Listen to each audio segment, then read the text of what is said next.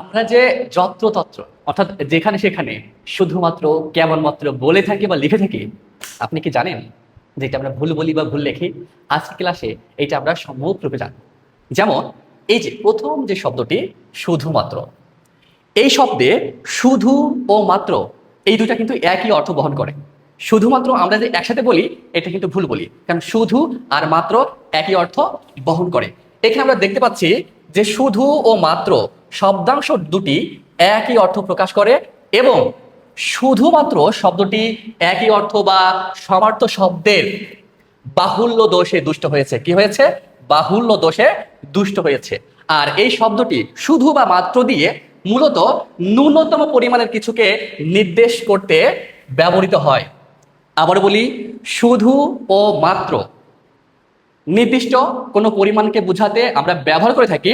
শুধুমাত্র একসাথে ব্যবহার করা যাবে না, কারণ শুধু ও মাত্র দুইটা একই অর্থ যুক্ত শব্দ এবং দুইটা যদি একসাথে আমরা ব্যবহার করি, ওটার যে দোষ সেটা হচ্ছে বাহুল্য দোষ।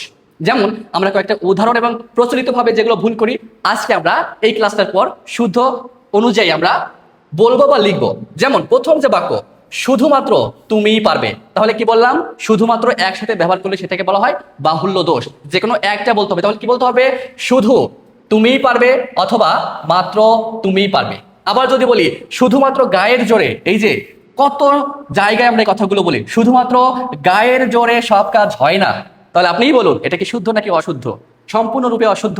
শুদ্ধ কি হবে? শুধু গায়ের জোরে সব কাজ হয় না অথবা মাত্র গায়ের জোরে সব কাজ হয় না। আবার যদি বলি এই দ্রব্যটির দাম শুধুমাত্র 10 টাকা, শুধুমাত্র 10 টাকা, এটাও কিন্তু ভুল। শুদ্ধ কি হবে?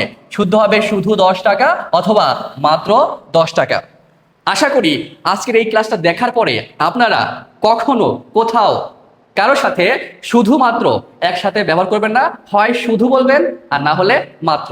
এরপরটা দেখি কেবলমাত্র।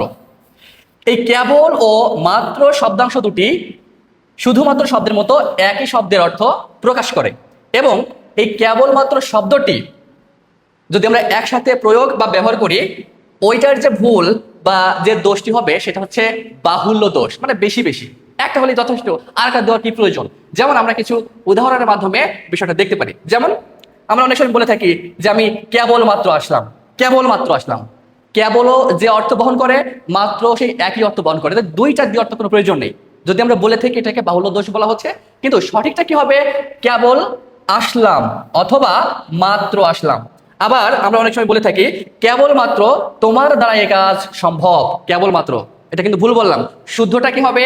কেবল তোমার দ্বারা এই কাজ করা সম্ভব অথবা মাত্র তোমার দ্বারাই এই কাজ সম্ভব। আর একটা উদাহরণ দিয়ে যদি আমরা বলি, যেমন কেবলমাত্র তুমি আসবে, তাহলে এটা শুদ্ধিকরণ কি হবে? কেবল তুমি আসবে অথবা মাত্র তুমি আসবে। আমি আবারও বলে রাখি, শুধুমাত্র একসাথে ব্যবহার করা যাবে না। বললে বা লিখলে যে কোনো একটা লিখতে হবে, হয় শুধু আর না হলে মাত্র। কেবলমাত্র একসাথে ব্যবহার করা যাবে না বা লেখা যাবে না। বললে বা লিখলে হয় কেবল আর না হলে মাত্র। আশা করি বুঝতে পেরেছেন। ধন্যবাদ।